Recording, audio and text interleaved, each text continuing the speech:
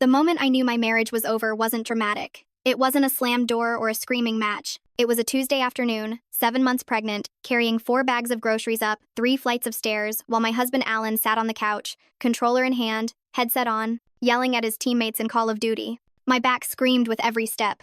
My swollen feet throbbed in shoes that no longer fit properly. The plastic bags cut into my fingers, and I had to stop twice to catch my breath. When I finally made it to our apartment door, fumbling with the keys while balancing everything, I could hear him through the door.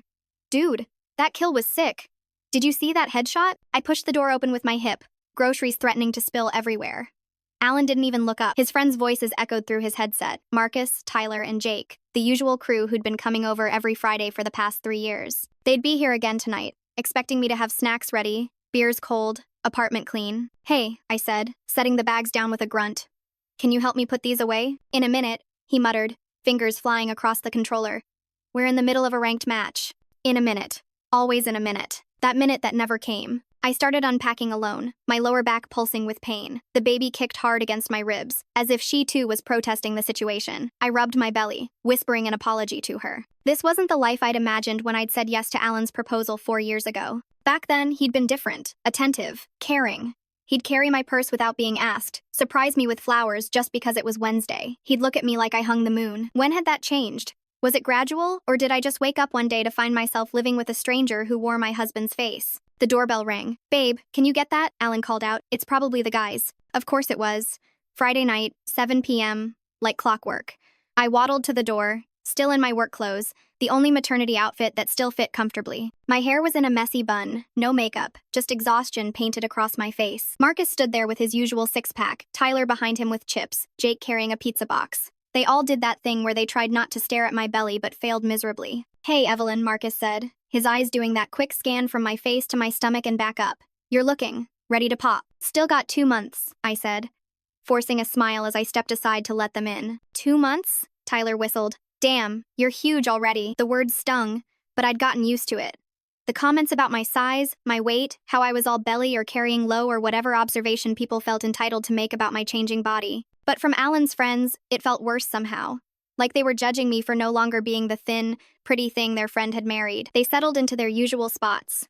Marcus on the left side of the couch, Tyler in the recliner, Jake on the floor with his back against the coffee table. Alan finally paused his game long enough to fist bump them all, grabbing a beer from Marcus's offering. "Evie, we're gonna need some glasses for the beer," Alan said, not looking at me.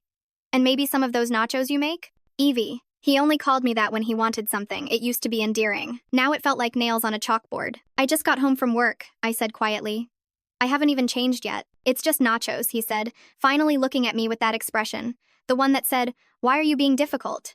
Takes like 10 minutes. Marcus shifted uncomfortably. At least he had the decency to look awkward. "We've got pizza, man, we're good." "Nah, Evie makes the best nachos. With that cheese sauce thing." Alan turned back to me. "Come on, babe, for the guys?" "For the guys." Not for him. For the guys. Like I was some kind of servant in my own home, existing solely to make his friends comfortable. I wanted to say no. I wanted to tell him to make his own damn nachos. But all 3 of his friends were watching, and I knew how this would go. He'd sulk. He'd make passive-aggressive comments for days. He'd bring it up in every future argument as evidence of how I embarrassed him in front of his friends. So I went to the kitchen. As I grated cheese and chopped jalapenos, I could hear them talking. Their voices carried easily in our small apartment. "Dude, how are you handling it?" Jake asked. "Handling what?" Alan responded. "You know. The pregnancy thing. Sarah's cousin got pregnant last year and her husband said she turned into a completely different person. Hormones and shit?" Alan laughed. "Oh man, you have no idea. Everything makes her cry now. Last week she cried because we ran out of pickles." "Pickles! And don't even get me started on the mood swings." "That's rough," Tyler said. "The worst part?" Alan lowered his voice, but not enough. "Look at her. She used to be so hot, man. Like, remember when we went to that beach trip 2 years ago? She was in that red bikini? Now she's—" He made a sound, like air deflating from a balloon. My hands stilled on the knife. The jalapeno I'd been chopping blurred as tears filled my eyes. "She's pregnant, dude," Marcus said. "That's what happens." "Yeah, but some women keep it together, you know, like Jake's sister-in-law. She barely gained any weight. Evelyn's just letting herself go. She doesn't even try anymore. No makeup, always in those ugly maternity clothes, complaining about everything." The knife slipped, nicking my finger. I watched the blood well up, a bright red bead against my skin. Physical pain to match the emotional wound his words had just carved into my chest. "I told her the other day," Alan continued. his voice getting louder as the game got more intense. Once this baby comes out, she better hit the gym hard. I didn't sign up to be married to— Dude, Marcus cut him off sharply. She's right there. Silence. They all knew I could hear them. They all knew. And only Marcus had the decency to care. I stood in that kitchen for a full minute, blood dripping from my finger onto the cutting board, staining the white cheese red. My vision blurred, but I refused to cry. Not here. Not where they could see me. I bandaged my finger, finished the nachos, and brought them out on a tray. The silence when I entered the living room was deafening. Jake suddenly found his phone fascinating. Tyler stared at the television like it held the secrets of the universe. Marcus looked at me with something that might have been pity. And Alan? Alan just reached for the nachos without looking at me. Thanks, babe, he said, mouth already full. I stood there for a moment, waiting. For an apology. For acknowledgement. For anything. But he'd already turned back to the game, laughing at something on the screen as if he hadn't just torn me apart in front of his friends. I went to our bedroom and closed the door. Sitting on the edge of our bed, I caught my reflection in the mirror across the room. He wasn't wrong, was he? I had changed. My face was rounder, puffier. My arms had lost their definition. My belly was huge, stretching out every shirt I owned. I didn't wear makeup anymore because what was the point? By noon, I'd have sweated it off anyway, pregnancy hormones making me run hot constantly. But I was growing our child. Our daughter, the baby he'd claimed to want so desperately when we'd been trying for 2 years. The baby he'd cried over when we'd finally seen those 2 pink lines. My phone buzzed. A text from my sister Emma. How are you feeling? Want to grab lunch tomorrow? I started typing a response, then deleted it. Started again, deleted again. How could I explain that I was sitting in my bedroom, hiding from my husband and his friends, feeling like a stranger in my own body and my own life? Another text, this time from Marcus. I'm sorry about what he said. That wasn't cool. Marcus. Alan's best friend since college, apologizing for my husband's behavior. The shame of it burned through me. Outside the door, I could hear them getting louder, drunker. Alan's laugh, that booming, careless laugh that used to make me smile, now made me flinch. When had I started flinching at the sound of my husband's joy? I pulled out my laptop and did something I'd never done before. I Googled emotional abuse in marriage. The checklist that came up made my blood run cold. Dismisses your feelings. Makes you feel worthless. Criticizes your appearance. Humiliates you in front of others. Makes you feel like you're walking on eggshells. Uses guilt to manipulate you. Isolates you from friends and family. Check, check, check. Every single one, a checkbox in the story of my marriage. But he'd never hit me. That's what I kept telling myself. He'd never raised a hand to me, so it couldn't be abuse, right? He was just stressed. We were both stressed. A baby on the way, finances tight because I'd had to reduce my hours at work due to pregnancy complications. This was just a rough patch. All marriages had them, didn't they? The next morning came too soon. Alan was passed out on the couch, surrounded by empty beer bottles and pizza boxes. His friends had left at some point after 2 a.m. I'd heard the door slam, Jake's too loud goodbye echoing through the apartment. I cleaned around him, picking up bottles, wiping down surfaces, trying not to wake him. It was easier when he was asleep. Peaceful, almost. I could pretend we were still the couple we used to be, back when Saturday mornings meant pancakes in bed and lazy conversations about our dreams. My phone rang. Emma. Hey, I answered quietly, stepping out onto our small balcony. You never responded to my text. I'm coming over. Emma, not E. I'll be there in 20 minutes. And I'm bringing coffee. The good stuff, decaf for you. She hung up before I could protest. That was Emma, my younger sister by 3 years, but somehow always the one taking care of me. I rushed to shower and change, trying to make myself look less like the mess I felt. By the time she arrived, Alan was stirring on the couch, groaning about his head. Emma took one look at the apartment, at Alan's state, at my face, and her expression darkened. Let's go out, she said. You need fresh air. I should stay and— Evelyn, her voice was firm. Let's go. Alan muttered something about keeping it down and I saw Emma's jaw clench, but she said nothing, just took my arm and led me out. We ended up at a small cafe 3 blocks away. She ordered for both of us. She knew what I liked, and then sat across from me with that look. The one that said she wasn't buying whatever excuse I was about to make. Talk, she said. About what? Evelyn, I've known you for 32 years. I know when something's wrong, and something has been wrong for months. The tears came then, sudden and unstoppable. A pregnant woman crying in a cafe. I was a walking cliché, but Emma just reached across the table and took my hand, waiting. I told her everything. The comments about my weight. The refusal to help with anything baby-related. The way he acted like my pregnancy was an inconvenience to his life. The things he'd said last night. Emma's face got darker with every word. When I finished, she was quiet for a long moment. You know this isn't normal, right? She finally said. You know you don't deserve this? He's stressed. Stop, she squeezed my hand. Stop making excuses for him. Would you want your daughter to be treated this way? My hand went to my belly instinctively. My daughter. Would I want her to grow up watching her father treat her mother like this? Would I want her to think this was what love looked like? I don't know what to do, I whispered. Yes, you do, Emma said. You just need help doing it. She was right. Deep down, I knew she was right. But knowing something and acting on it were two very different things. Especially when you were 7 months pregnant, financially dependent, and so tired you could barely think straight. Come stay with me, Emma offered. You and the baby. I have the spare room. I can't just leave. Why not? It was such a simple question, but I couldn't answer it. Why couldn't I leave? Because we were married? Because I was pregnant? Because I was scared? Because despite everything, some small, stupid part of me still hoped he'd change back into the man I'd fallen in love with. That night, something shifted. Maybe it was Emma's words echoing in my head. Or maybe it was the way Alan didn't even notice I'd been gone for 3 hours. He was at his computer when I got home, headset on, playing another game. Where's dinner? He asked without looking up. Not where were you? Not are you okay? Just where's dinner? I haven't made it yet, I said. He sighed dramatically. Evelyn, come on, I'm starving. You know I have that tournament tonight. A tournament, online, with strangers. More important than his pregnant wife who'd just spent the afternoon crying in a cafe. I ordered pizza. With my credit card, because his was maxed out again. When it arrived, he grabbed 3 slices and went back to his computer without a word. I sat alone at our dining table, the one we'd picked out together at a flea market when we'd first moved in together. We'd painted it white one weekend, getting more paint on each other than the table, laughing until our sides hurt. That couple seemed like strangers now. My phone buzzed. A text from a number I didn't recognize. Hi, Evelyn. This is Marcus. Got your number from Alan's phone. I'm really sorry about last night. If you ever need anything, please don't hesitate to reach out. I stared at the message for a long time. Alan's best friend was checking on me while Alan himself couldn't be bothered to look up from his game. Later that week, I had a prenatal appointment. Alan was supposed to come. We were getting a 3D ultrasound, a chance to really see our daughter's face for the first time. Babe, I can't make it, he said that morning, not looking up from his phone. Work thing came up. What work thing? You didn't mention? It's a last-minute meeting. Important client, you understand, right? I wanted to scream that no, I didn't understand.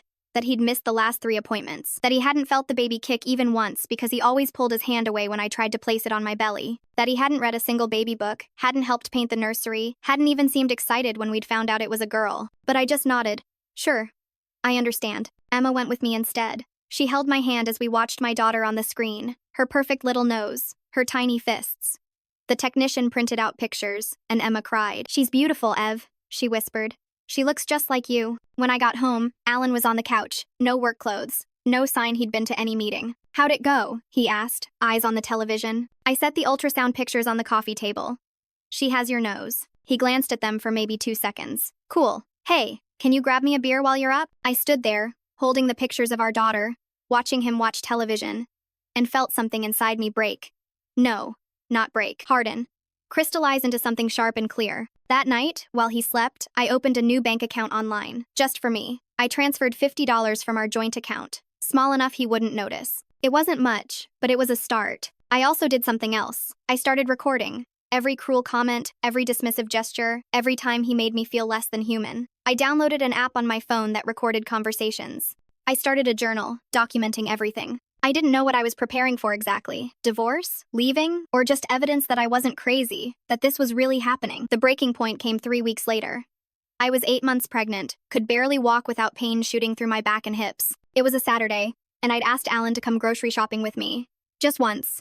Just to help. Can't you just order them online? He said, controller in hand. Always that damn controller. The delivery fees are expensive, and they always mess up the order. Please, Alan, I need help. He rolled his eyes. Fine, but we need to be quick. I have plans at 3. Plans. With his friends, no doubt, but at least he was coming. The grocery store was packed. Saturday afternoon, families everywhere. I pushed the cart while Alan walked beside me, hands in his pockets, looking at his phone. Can you grab the milk? I asked, pointing to the dairy section. You're closer, he said. I was closer by maybe 2 feet. But I waddled over, opened the heavy door, reached for the gallon of milk. My back spasmed. I gasped, grabbing the door for support. You okay? A stranger asked. An older woman with kind eyes. I'm fine, I managed, embarrassed. Alan hadn't even noticed. He was 3 aisles over, looking at energy drinks. We continued shopping, me doing all the reaching, bending, lifting, while he followed behind like a sullen teenager. At checkout, I loaded everything onto the belt while he stood there, scrolling through his phone. The total came to $127.43. I forgot my wallet, Alan said. What? I forgot my wallet. You got this, right? I stared at him. He'd driven us here. He'd had his wallet when he'd bought an energy drink at the gas station an hour ago. Alan, Come on, people are waiting. The line behind us was growing. The cashier looked uncomfortable. Everyone was staring at the heavily pregnant woman whose husband couldn't be bothered to pay for groceries. I paid. Loading the car was my job too, apparently. Each bag felt heavier than the last. An elderly man offered to help, shooting Alan a disgusted look. Alan didn't notice, or pretended not to. The drive home was silent until we got to our apartment building. 3 flights of stairs stretched above us, and 6 bags of groceries sat in the trunk. I'll make 2 trips, I said, grabbing 3 bags. Cool, I'm gonna head up. Marcus is already online waiting for me. And he left, just walked away, taking the stairs 2 at a time while I stood there with grocery bags cutting into my swollen fingers. First trip, my back screamed, my feet throbbed. The baby kicked hard, like she was protesting too. Second trip, I had to stop halfway up, sitting on the dirty stairs to catch my breath. Mrs. Chen from 2B saw me and immediately took 2 bags. "Where's your husband?" she asked, her accent thick with disapproval. "Gaming," I said, too tired to make excuses. She muttered something in Mandarin that didn't sound complimentary. When I finally made it to our apartment, Alan was already on his headset, laughing with Marcus about something. The groceries sat on the counter where Mrs. Chen and I had left them. "Hey, babe," Alan called out, not looking away from the screen. "When you put those away, we're out of those chips I like." I stood in the doorway, 8 months pregnant, back killing me. Feet so swollen they barely fit in my shoes, watching my husband play video games while grocery bags waited to be unpacked. And he wanted me to note we were out of his special chips. "Alan," I said. "What?" Still not looking. "I need help. In a minute." That minute.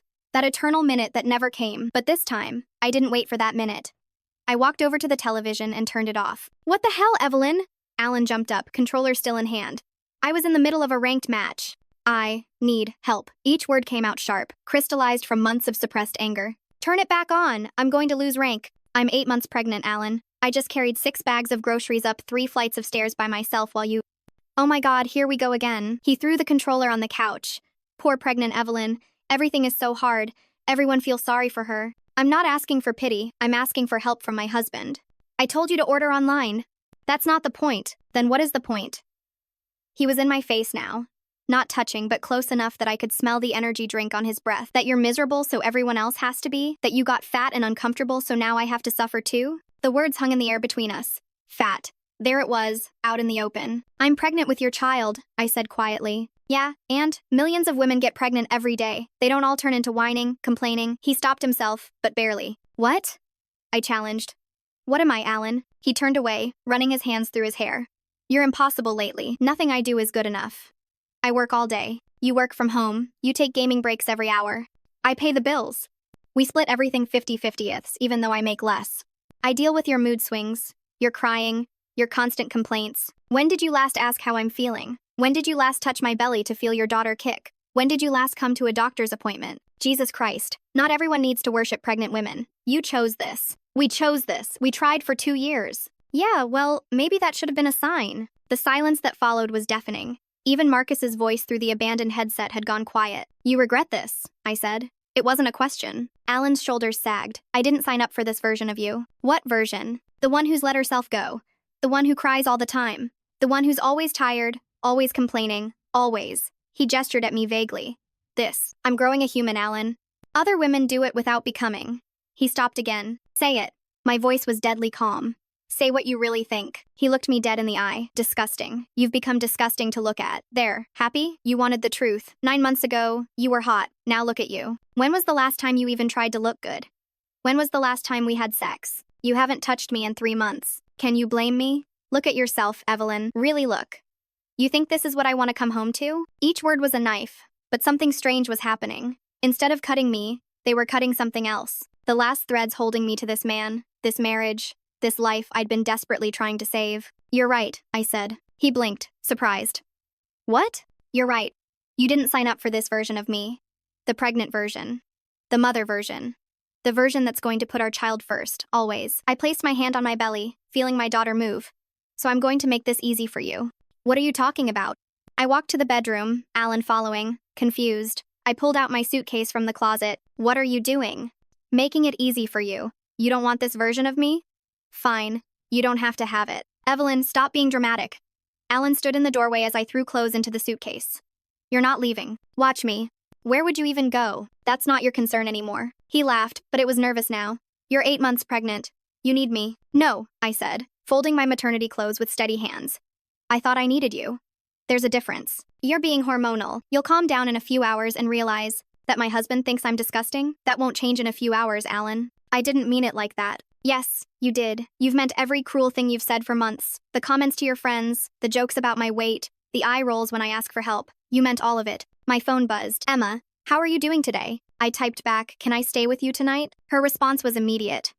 Already making up the spare room. I'll be there in 30. Who are you texting? Alan demanded. My sister. Oh great, running to Emma. She's always hated me. No, she hated how you treat me. I'm just now catching up to her wisdom. He grabbed my wrist as I reached for more clothes. Not hard enough to hurt, but firm enough to stop me. You're not leaving, he said. You're my wife. That's my baby. Let go of me. We need to talk about this. We just did. You made yourself very clear. I'm disgusting. I've let myself go. You didn't sign up for this. Message received. I was angry. No, you were honest. Maybe for the first time in months. He released my wrist, changing tactics. What about the baby? You want her to grow up without a father? I want her to grow up without thinking it's normal for men to treat women the way you treat me. I've never hit you. The bar is really that low for you? My phone rang. Emma, I'm outside, she said. Need help? Yes, I said, looking directly at Alan. I need help. Emma appeared minutes later with two of her friends, Tom and David. Alan's face went red seeing them. What is this? He sputtered. This is me leaving, I said. Emma took charge like she always did. Tom, David, grab the suitcases. I'll get the bathroom stuff. Ev, you sit down and tell us what else you need. You can't just take my wife. She's taking herself, Emma said coldly. We're just helping. And if you try to stop us, I have 911 ready to dial. Alan looked between all of us, his mouth opening and closing like a fish. This wasn't in his script. I was supposed to cry, beg, apologize. I was supposed to be desperate for his approval, his love, his presence. I wasn't supposed to have backup. Within 20 minutes, we had my essentials packed. Clothes, toiletries, important documents I'd been secretly gathering for weeks, my pregnancy vitamins, the ultrasound pictures he'd never properly looked at. You'll be back, Alan said as I headed for the door. When you realize how hard it is out there, when the baby comes and you need help, you'll be back. I turned to face him one last time. Maybe you're right. Maybe it will be hard. Maybe I'll struggle. But Alan, it can't possibly be harder than this. Being alone can't be lonelier than being married to you. I won't take you back, he threatened. If you leave now, we're done. Promise? I asked.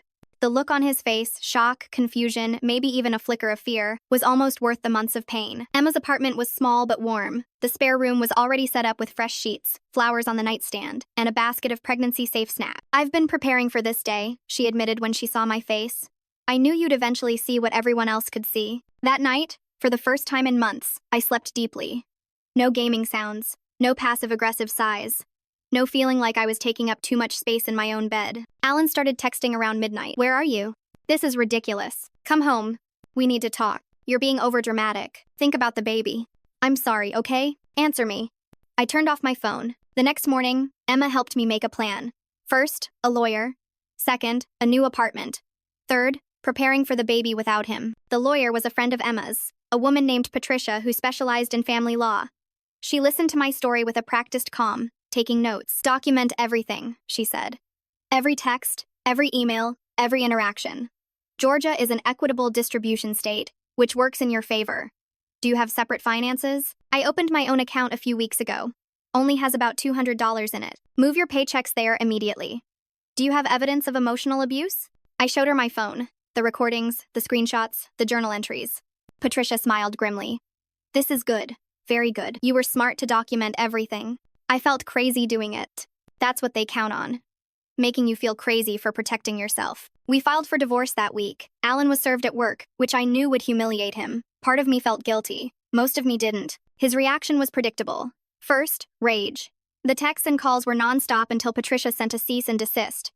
Then came the bargaining through his lawyer. He wanted the apartment, the car, even custody of the baby he'd shown no interest in. He has no case for custody, Patricia assured me. I have documentation of him missing every prenatal appointment, his verbal abuse, his negligence. No judge would give him primary custody. Then came the smear campaign. Suddenly, all our mutual friends were getting his version of events. Poor Alan, whose hormonal wife had abandoned him. Poor Alan, who'd been nothing but supportive during her difficult pregnancy. Poor Alan, who just wanted his family back. Some believed him. Those were people I didn't need in my life anyway. But others reached out to me. Marcus, I know the truth. I was there. If you need a witness for anything, I'm available. Alan's mother, I'm ashamed of my son. You and the baby will always be family to me. Even his younger brother, Ryan. Alan's always been selfish. You deserve better. Let me know if you need help with anything. 2 weeks before my due date, I moved into my own apartment. It was tiny, a one-bedroom in a less fancy part of town, but it was mine. Emma and her friends helped me set up a corner nursery. We painted it soft yellow, assembled the crib I'd bought with my own money, hung the pictures from the ultrasound Alan had never cared about. Alan tried one more time to see me. He showed up at Emma's apartment with flowers and tears. Please, he begged through the door. I've changed. I've been going to therapy. I realize what I lost. What did you lose, Alan? I asked through the closed door. You, the baby, our family. Be specific. What did you lose? A pause. Someone to come home to. Someone who takes care of things. Someone who serves you? I finished. You lost your servant. Not your wife, not your partner. Your servant. That's not true. Name one thing about my pregnancy. When's my due date? What's our daughter's name going to be? What are her measurements from the last ultrasound? Silence. Goodbye, Alan. Lily was born on a Tuesday morning after 16 hours of labor. Emma held my hand through it all. She cut the umbilical cord when the doctor asked if the father wanted to do it, and I said he wasn't present. Lily had Alan's nose, like the ultrasound had predicted, but everything else was me. My eyes, my mouth, my stubborn chin. She was perfect. 7 pounds, 3 ounces of perfect. Alan found out through social media. Emma had posted a picture with Lily's feet, announcing my warrior sister had given birth to a perfect princess. He texted immediately. Is she okay? Can I see her? I thought about it for a long time before responding. She's perfect. You can see her during your court-appointed visitation times once the divorce is final. The divorce was finalized when Lily was 3 months old. Alan got weekend visitations he rarely used. He was ordered to pay child support. He always paid late. He got remarried within a year to a 2-2-year-old who looked like I used to look. Pre-pregnancy. She left him when she got pregnant and he started treating her exactly the same way. But that's his story, not mine. My story is different.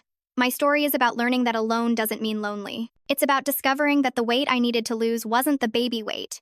It was the 180 pounds of man-child I'd been carrying for years. I went back to work when Lily was 6 months old. I found a good daycare, one where they sent me pictures throughout the day of her playing, laughing, learning. I got promoted twice in 18 months. Turns out when you're not exhausted from emotional warfare at home, you perform better at work. Marcus and I became friends, real friends. He'd check in regularly, sometimes bringing by groceries when he knew I was overwhelmed. He never crossed a line, never made it weird. He just showed up, the way Alan never had. I owe you this, he'd say. For all the times I sat on that couch and said nothing. Alan's mother became Lily's most devoted grandmother. She'd come over every Sunday, bringing homemade food and apologies. I raised him better than this, she'd say, watching Lily sleep. I don't know where I went wrong. You didn't, I'd tell her. He made his choices. When Lily was 2, I took her to the beach. The same beach where Alan and his friends had gone on that trip, where I'd worn that red bikini he'd mentioned to his friends like it was my peak as a human being. I wore a bikini again, a black one this time. My body was different. Softer in places, stretched in others. Silver lines marked where my skin had expanded to grow my daughter. I looked at myself in the hotel mirror before we went to the sand. Mama pretty, Lily said, clapping her chubby hands. Yeah, baby, I said, kissing her head. Mama is pretty. I posted a picture of us on the beach. Lily building sand castles, me kneeling beside her, both of us laughing at something off camera. My stretch marks visible, my loose skin present, my smile genuine. Alan texted within an hour. Looks like you finally lost the weight. I blocked him, again. He'd been blocked and unblocked so many times for co-parenting communication, but this time felt final. That night, after Lily was asleep in the hotel crib, I stood on the balcony overlooking the ocean. I thought about that woman from 3 years ago, 8 months pregnant, carrying groceries up 3 flights of stairs while her husband played video games. I thought about how she believed that was the best she deserved. I wished I could go back and tell her, you're about to become stronger than you ever imagined. You're about to discover that the love you were begging for from him is nothing compared to the love you'll find for yourself. You're about to learn that disgusting is not a body that grows life. It's a man who can't see the miracle in that. Emma called while I was standing there. How's the beach? Perfect, I said. Lily loves it. And how are you? I thought about it. Really thought about it. Free, I said. I'm free. Good, you deserve it. Both of you do. After we hung up, I went inside and watched my daughter sleep. Her little chest rising and falling, her perfect lips pursed in dreams. She'd never know the man who thought her mother was disgusting for carrying her. She'd only know the mother who chose her, who chose them both, who chose to leave so they could thrive. Alan still posts about being a devoted father on social media. He shares those memes about fathers' rights and how men are discriminated against in custody battles. His friends like and comment, feeding his narrative. He shows up to maybe 1 in every 4 scheduled visitations, always with an excuse. Too busy. too tired. Something came up. Lily doesn't ask about him much anymore. She's 5 now, starting kindergarten this fall. She's brilliant and funny and kind. She has my stubborn streak and, unfortunately, Alan's nose. But she wears it better than he ever did. Sometimes she asks why Daddy doesn't live with us like her friend Sophie's daddy does. Because, I tell her, sometimes people are better apart. Sometimes love means knowing when to let go. Like when I let the butterfly go at school? Exactly like that, baby. She nods, satisfied with this answer, and goes back to whatever she's doing, usually something involving glitter and chaos. I dated a little when Lily was 3. Nothing serious, just testing the waters. The first man who told me pregnancy stretch marks were gross was out the door before he finished his sentence. The second who suggested I should tone up never got a second date. The third, who said single moms were complicated, saved me the trouble of finding out what other ignorant opinions he harbored. I'm not looking anymore, not actively. If someone comes along who sees Lily and me as the package deal we are, who understands that my soft belly carried a miracle, who knows that complicated is just another word for strong, then maybe. But I'm not waiting. I'm not desperate. I'm not settling. Because here's what I learned carrying those groceries up 3 flights of stairs. I can do hard things alone. Here's what I learned when Alan called me disgusting. His opinion of my body matters less than my body's ability to create life. Here's what I learned when I drove myself to the hospital in labor. I am both soft and steel, both gentle and fierce. The other day, I ran into Tyler at the grocery store. Alan's friend, one of the ones who'd sat in my living room that night eating my nachos while my husband destroyed me with words. He looked uncomfortable, shifting his weight, unsure whether to acknowledge me. "Evelyn," he finally said. "You look good, happy." "I am," I said simply. "How's," he gestured vaguely, not sure if he should ask about Lily. "She's perfect. 5 years old. Starts kindergarten soon. That's great." He paused. "Look, I always wanted to say. That night, we should have said something. I should have said something." "Yes," I agreed. "You should have." Alan's break, he's not doing well. The divorce from his second wife was rough. He talks about you and Lily a lot. That's unfortunate for him. Tyler looked surprised at my coldness. But I didn't owe him warmth. I didn't owe any of them anything. Emmy says he misses having someone to blame for his unhappiness. There's a difference. I walked away, leaving Tyler standing there with his mouth slightly open. Maybe he went back and told Alan about our encounter. Maybe he told him I looked good, happy, thriving. I hope he did. I hope it eats at Alan to know that the disgusting woman he discarded is living her best life. But mostly, I don't think about Alan at all. Days go by where he doesn't cross my mind. Weeks where the only reminder of him is the child support payment hitting my account late, always late, but Patricia is good at follow-ups. This is my life now. Morning cuddles with Lily before school. Coffee that's still hot because no one's demanding I make them breakfast. Work where I'm valued and promoted. Evenings at the park, pushing my daughter on swings while she shouts, "Higher, mama, higher." Bedtime stories and butterfly kisses. Weekends at Emma's, chosen family dinners where everyone helps clean up. It's a smaller life in some ways. 1 income instead of 2. A tiny apartment instead of the spacious one I shared with Alan. No one to watch Lily when I need a break except the village I've built myself. But it's bigger in all the ways that matter. Bigger in love, real love. Not the conditional kind that depends on your dress size. Bigger in peace. No walking on eggshells, no flinching at size. Bigger in possibility. Every choice mine to make. Every dream mine to chase. Sometimes I think about that woman who stood in her kitchen, making nachos for her husband's friends while they discussed her changing body like she wasn't there. I want to wrap her in a hug and tell her, soon you'll be free. Soon you'll discover that the weight of carrying a marriage alone is heavier than carrying a baby alone could ever be. Sometimes young pregnant women reach out to me through mutual friends or online groups. They share their stories, husbands who won't help, partners who call them fat, men who treat pregnancy like an inconvenience. I tell them what I wish someone had told me. You deserve better. Your baby deserves better. It's not hormones making you upset. It's legitimate hurt from illegitimate treatment. Some listen, some don't, some take years to see what I see. That's okay. We all walk our own paths to freedom. Last week, Lily and I were at the grocery store. She was helping by throwing random items in the cart while I tried to stick to my list. An elderly couple stopped us. "What a beautiful little girl," the woman said. "She looks just like you." "Thank you," I said, smiling down at my daughter who was now trying to convince me we needed 3 boxes of cookies. "Your husband must be so proud," the old man added. Before I could respond, Lily piped up, "Mama doesn't have a husband. She has me, and Aunt Emma, and Grandma, and Miss Patricia, and—" "We have a big family," I interrupted, laughing. "Just configured a little differently." The couple looked confused but smiled politely and moved on. "Mama," Lily said as we continued shopping, "why did they think you needed a husband? Some people think everyone needs a husband or wife to be happy. But you're happy with just me, right?" I knelt down to her level, looking into those eyes that matched mine perfectly. "Baby, I'm not happy with just you. I'm happy with absolutely you. You're not a consolation prize.